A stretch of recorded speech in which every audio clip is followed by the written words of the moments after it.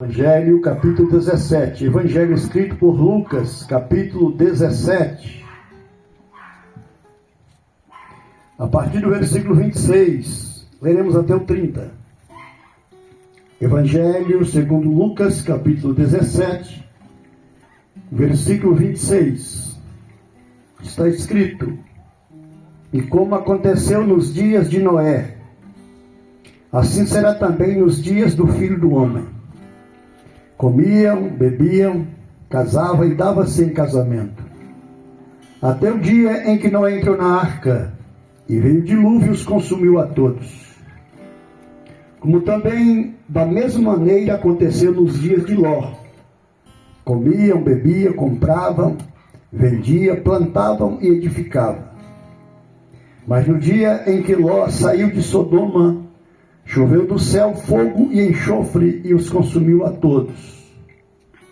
Assim será no dia em que o Filho do Homem há de se manifestar. Querido Deus, eterno Pai, te damos graças pela Tua palavra que temos lido e te pedimos para falar aos corações. Cada um que está ouvindo através deste aparelho de som, que a Tua palavra possa alcançar os corações, trazendo uma transformação para a glória do Teu nome. Oramos porque dependemos do Senhor, Pai Santo, e te agradecemos em nome de Jesus. Amém. Queridos ouvintes da palavra de Deus, nós encontramos diante de um texto palavras pronunciadas pelo próprio Jesus e escrita pelo evangelista Lucas, quando Jesus estava cumprindo seu ministério terreno. Ele estava levando essa palavra às pessoas, ensinando, e ele trouxe um alerta relacionado ao tempo da sua volta. Todos nós sabemos que, desde que o primeiro casal, criado por Deus, Adão e Eva, desobedeceu a Deus, obedecendo à voz do inimigo, e então o pecado entrou no mundo. A Bíblia diz que como por um homem entrou o pecado no mundo, assim o pecado passou a todos, porque todos pecaram. Então, através do pecado dos primeiros pais, Adão e Eva, toda a raça humana, ela foi afetada. E nós sabemos que o pecado é o que separa o homem de Deus. O profeta Isaías profetizou, capítulo 59, versículo 2, que o pecado faz separação entre Deus e o homem. Nós, observando a palavra de Deus, as escrituras que relata desde os primeiros dias da raça humana, nós encontramos vários acontecimentos. E também encontramos o amor de Deus sendo manifesto em favor do homem. O plano de Deus em salvar o homem. Mas o mesmo Deus que é amor e que sempre projetou e sempre estendeu a mão e sempre estabeleceu algo para salvar a humanidade, é o mesmo Deus que é santo e que é justo, e pela sua santidade Ele não compactua com o pecado, e pela sua justiça Ele punirá os injustos. Nós encontramos a Bíblia nos falando a respeito dos dias de Noé. Se saíssemos pelas ruas de Salinas, se batêssemos de portas em portas, perguntando aos moradores desta cidade a respeito da história de Noé, creio eu que 90% dos moradores de Salinas tem noção e contaria um pouco a respeito da história de Noé. Noé que viveu há muitos séculos no passado. A Bíblia vai dizer para nós que nos dias de Noé, os homens estavam vivendo de forma depravada e havia se lançado de forma terrível no pecado. E Deus decidiu colocar um basta. A Bíblia vai dizer no livro do Gênesis, Deus dizendo: o meu espírito não contenderá para sempre com o homem, porque o homem é carnal. Deus decidiu então trazer sobre a terra o dilúvio. Mas a Bíblia diz que Deus encontrou um homem por nome de Noé. A Bíblia diz que Noé era um homem reto, justo em suas gerações. Noé andava com Deus. Deus então orientou a Noé para construir a arca, pela qual ele seria salvo, juntamente com a sua família. E por certo, aqueles que dessem crédito na pregação, na mensagem pregada por Noé. Digo isso porque o apóstolo Pedro, já no Novo Testamento, ele diz que Noé foi o pregoeiro da justiça. Se Noé foi o pregoeiro da justiça, significa que Noé pregou em seus dias. Mas a Bíblia nos faz compreender que os seres humanos, os contemporâneos de Noé, o povo que vivia antes diluviano, eles não deram crédito à mensagem pregada por Noé. Mas a Bíblia diz que durante muito tempo Noé e seus filhos, eles construíram a arca conforme o projeto de Deus. Deus havia dado para Noé um projeto, digamos que é praticamente uma maquete da arca, com 3 compartições, 3 andares, e Noé construiu tudo conforme a ordem de Deus. E o texto sagrado vai dizer para nós que quando tudo estava pronto, Noé faz uma oração a Deus, e agora Deus ordena Noé para entrar na arca. E o texto bíblico diz que Noé, por ordem de Deus, colocou na arca um casal de cada animal, e dos 7 animais limpos, e dos animais limpos colocou 7. E entrou Noé, sua esposa, seus filhos e suas noras na arca. 8 pessoas entrou na arca. E a Bíblia diz que o Deus, o Todo-Poderoso, fechou a porta da arca por fora. Ali agora estava Noé e sua família, e o Senhor Deus envia sobre a terra o dilúvio. As águas brotaram da terra, a chuva intensa, e o mundo então começa a inundar-se. A arca agora refugia sobre as águas.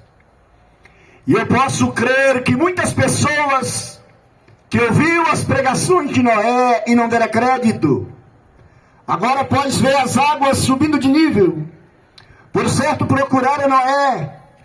Talvez aqueles que estavam mais próximos ao local que a arca foi confeccionada, talvez fosse até a arca, batesse na porta, e pedindo Noé para abrir a porta, porque de fato a pregação de Noé era verdadeira.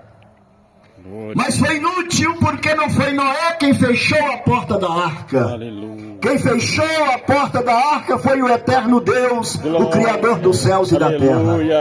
Glória a Deus. Os homens antediluvianos agora simplesmente pereceu sobre o dilúvio. As águas inundou toda a face da terra. Nós observamos que agora Jesus, já no Novo Testamento, o texto que lemos, ele faz menção dos dias de Noé. Ele traz a memória agora dos contemporâneos do primeiro século da era cristã. Ele traz a memória o que havia acontecido no passado, nos dias de Noé, a respeito do evangelho pregado por Noé, a respeito do acontecimento daquela ocasião. Mas a Bíblia diz que Jesus fala também, conta ou traz a memória dos seus contemporâneos outra história interessante. Ele fala a respeito dos dias de Ló. Quem foi Ló? Ló, o sobrinho de Abrão, um homem escolhido por Deus, chamado na Bíblia de pai da fé. Deus um dia chamou Adão para que saísse da sua terra, do meio dos seus parentes, para uma terra que o Senhor mostraria, porque Deus tinha um projeto com Adão, ou seja, com Abraão. Inclusive que da sua descendência viria ao mundo o Salvador, o Senhor Jesus. E a Bíblia diz que Ló, o sobrinho de Abraão, acompanhou naquelas jornadas de peregrinações. Mas a Bíblia diz que um certo dia houve a necessidade de Abraão e Ló se separar. E agora Ló escolheu um território, e Ló armou as suas tendas, e Ló foi morar na cidade de Sodoma. Mas o povo de Sodoma e também de Gomorra era povo depravado no pecado. E a Bíblia diz que o clamor dos sodomitas subiu a Deus, por causa da pecaminosidade, por causa da opressão, por causa da atitude perversa daquele povo, daquelas cidades. E Deus então decidiu destruir Sodoma e Gomorra, mas o Senhor Deus decidiu também salvar Ló. E o Senhor Deus envia os anjos que iriam ou que foram até a cidade de Sodoma e Gomorra, e apregou a Ló a respeito da decisão de Deus em destruir as cidades com fogo. Mas o texto diz que os anjos do Senhor apressaram a Ló e a sua família para que saísse daquelas cidades antes que o fogo descesse sobre aquela cidade. A Bíblia diz que agora, pela manhã, os anjos apertavam, pressionavam para que saísse rápido. O texto diz que sai agora Ló, as suas filhas e a sua esposa até certo ponto. Mas a Bíblia vai dizer que a mulher de Ló, ela olhou para trás, e a ordem do Senhor, por meio da mensagem dos anjos, era que não olhasse para trás. E quando a mulher de Ló olha para trás, ela é transformada em uma estátua de sal. Mas Ló e as suas filhas se refugiam para uma cidade das Campinas. E então cai fogo e enxofre dos céus e consome aquelas cidades. Jesus agora no Novo Testamento, nos dias do seu ministério, ele está pregando, ele está ensinando, ele está andando de cidade em cidade, de aldeia em aldeia, ele está curando enfermos, ele está expulsando demônios, ele está ressuscitando mortos, dando vista a cegos, ele está fazendo muitos milagres. Mas acima de qualquer milagre que o Senhor estava fazendo em benefício à vida física do homem, Jesus veio fazer um benefício maior. Aleluia! E o benefício maior que Jesus veio a este mundo, glória, ele veio trazer salvação para as nossas almas. Aleluia! Glória. Jesus estava prestes, quando está pregando e falando o que Lucas escreve no capítulo 17. Lucas está narrando as palavras de Jesus, que está prestes a ir até o Calvário, levando a cruz nos ombros, na qual ele foi crucificado para nos dar direito de vida eterna. Mas aqui Jesus está pregando, e Jesus decidiu no seu sermão, ele alertar a respeito do fim dos tempos. Ele decidiu alertar os seus contemporâneos, seus ouvintes, e claro, também a nós, porque ficou escrito nas páginas sagradas, para que eu pudesse nesta noite fazer uso desse texto, nesta via pública, para trazer a mensagem de Deus aos moradores do bairro Primavera. Amém, Jesus. Jesus está agora dizendo, e ele está falando, que da mesma maneira que aconteceu nos dias de Noé, e da mesma maneira que aconteceu nos dias de Ló, assim também acontecerá nos dias do Filho do Homem. Aleluia, glória a Deus. Qual é os dias do Filho do Homem que ele está dizendo? Quem é o Filho do Homem? Ele mesmo.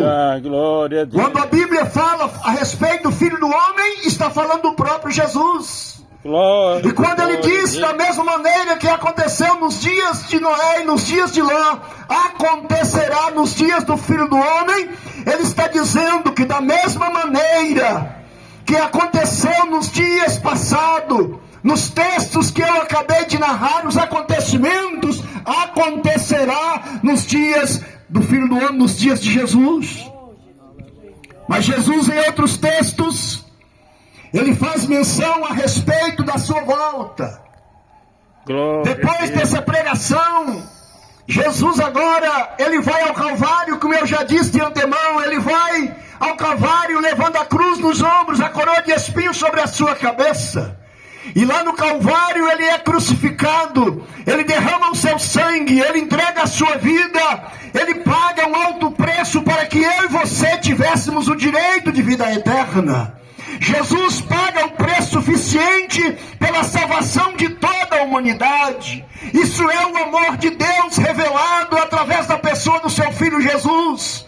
O amor de Jesus, o amor do Pai, é que dá-lhe a condição de ir até o alto do Calvário, onde entrega a sua vida para proporcionar salvação a todo aquele que crê. Glória a Deus. Mas Jesus morreu na cruz, pagando alto preço por nós. Aleluia. Mas ao terceiro dia ele ressuscitou de entre os mortos. Ele manifestou novamente aos seus discípulos, deu instruções aos seus discípulos. 40 dias depois, Jesus subiu aos céus. A palavra de Deus no livro do Atos dos Apóstolos, capítulo 1, versículo de número 8, diz que lá no Monte das Oliveiras, Jesus foi assunto aos céus e uma nuvem ocultou Jesus do olhar dos discípulos. Mas enquanto os discípulos olhavam perplexos para cima, a nuvem ocultando Jesus do seu olhar, Jesus retornando aos céus, a Bíblia diz que apareceu 2 varões de branco, apareceu anjos a eles e disseram: varões galileus, isso é, dizendo aos discípulos, porque está olhando para cima. Aleluia. Este de Jesus que é dentre vós foi levado ao céu, ele há de vir, assim como para o céu viste ir. Jesus vai voltar. Santo é o nome. O apóstolo Paulo, escrevendo uma das suas cartas à igreja de Tessalônica, ele deixa relatado com muita clareza que chegará um dia em que Jesus há de vir para arrebatar os salvos. Os que houverem morrido salvos ressuscitarão num corpo incorruptível, corpo de glória. Os que estiverem vivos servindo ao Senhor será transformado e subirão ao encontro do Senhor. O apóstolo Paulo escreveu aos Coríntios no capítulo 15, dizendo que o nosso corpo que é corruptível vai revestir da incorruptibilidade. Ele fala da transformação do corpo. E então subiremos ao encontro do Senhor. Então Jesus, ele veio a este mundo, a sua primeira vinda a este mundo, ele veio trazer salvação. Ele mesmo disse no capítulo 19 do Evangelho escrito por Lucas, no versículo 10. Ele diz que o Filho do Homem veio buscar e salvar o que se havia perdido. Mas Jesus voltará outra vez sobre uma nuvem, aleluia, para levar os salvos para a eternidade. Glória, aleluia. Glória. Mas a Bíblia também relata que sobre aqueles que não tiverem preparado para este dia, sobre aqueles que não estiverem prontos para encontrar com o Senhor, então há de sofrer grandes coisas nesta terra. É por isso que nós estamos nesta noite, neste bairro. É por isso que reunimos aqui nesta noite para trazer esta mensagem. É uma mensagem de despertamento aos moradores deste bairro. É uma mensagem de oportunidade a você que nos ouve nesta noite. Jesus vai voltar e você precisa, como eu preciso, nós precisamos estar preparados para encontrar com o Senhor, para ser arrebatado com Ele, para morar com Ele na eternidade, porque o mundo passará por grande sofrimento. Foi Jesus quem disse: assim como foi nos dias de Noé, Glória. serão os dias do Filho do Homem. Glória. Assim como foi nos dias de Ló, serão os dias do Filho do Homem. Aleluia. Eu gostaria, amigo ouvinte da palavra de Deus, que me ouve nesta noite, que você raciocinasse, pensasse a respeito do desespero dos homens contemporâneos de Noé, quando não tinham a arca de portas abertas mais, quando a oportunidade já não existia mais, quando Deus fechou a porta da arca por fora, e aqueles homens agora sendo submergidos nas águas do dilúvio, eles agora não tinham chance de salvação. Esse foi o desespero daqueles homens. Eu quero que você imagine os desesperos dos contemporâneos de Ló, aqueles que estavam na cidade de Sodoma e Gomorra, quando começou a cair do céu fogo e enxofre, consumir as cidades, e o desespero para eles foi tremendo. Mas não era mais tempo de oportunidade. E Jesus está dizendo que assim será nos dias da sua volta. Mas nesta noite Jesus ainda não voltou. E então nós estamos aqui para dizer a você que há uma oportunidade de preparar para encontrar com Jesus. Há uma noite de oportunidade.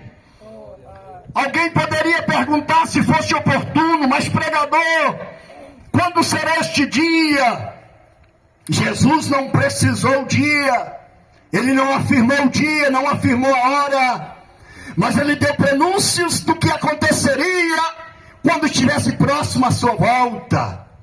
E Jesus falou a respeito dos acontecimentos no clima, É verdade. dos acontecimentos na raça humana. Amém, Jesus. Ele alertou para as guerras. Tem misericórdia. Ele alertou a respeito das pestes. a Verdade. respeito da fome, Amém. a respeito de tantas coisas que aconteceria Jesus. na natureza. Aleluia. E tudo isso nós percebemos que está acontecendo. Nós E cremos nós na sabemos tua por palavra. meio destas palavras, por meio das palavras de Jesus, que significa que a sua volta está muito É perto. verdade. Nós E eu vim cremos. nesta noite dizer a você que me ouve: prepara para encontrar com Nós Jesus. cremos, Senhor. Aleluia. Você poderia perguntar: mas o que eu tenho que fazer, pregador? Eu preciso ter uma religião.